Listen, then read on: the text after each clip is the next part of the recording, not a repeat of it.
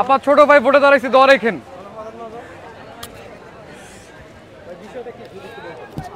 বিষয়টা হলো নির্বাচনের প্রচারের যে কোনো মাধ্যম আসলে নির্বাচন তো সামনে আমাদের পরশু ডাকসু নির্বাচন হচ্ছে। তো ডাকসু নির্বাচনের অলমোস্ট 40,000 ভোটার, তো ভোটারের কাছে তো পৌঁছাতে হবে ভাই।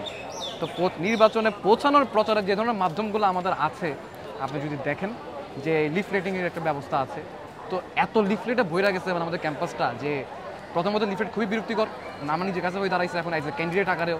আর তার উপরে গিয়ে আমাদের যে পরিবেশ সেটা বিশালভাবে হ্যাম্পার্ড হচ্ছে ক্যাম্পাসে, এটা গেল এক। দ্বিতীয়ত অন্যান্য যে সকল মাধ্যমগুলো আছে প্রচারের, আপনি যদি দেখেন যে আমাদের ক্যাম্পাসের আচরণবিধি অনুযায়ী কোনো রকম ব্যানার লাগানো যাবে না, ব্যানার সাটানো যাবে না, বা পোস্টার লাগানো যাবে না, পোস্টার সাটানো যাবে না, ভুলতে বলতেছি না, পোস্টার সাটানো যাবে না, কিংবা এটা আবার পরিধানও করা যাবে না। তো ব্যানার লাগাইতেও পারবো না, সাটাইতেও পারবো না, পরিধানও করতে পারবো না, কিন্তু বহন তো করতে পারবো ভাই। তা আমি এই জন্য বহন করছি। তো এটা একটা প্রচলন আর কি, পৌঁছাতে তো হবে।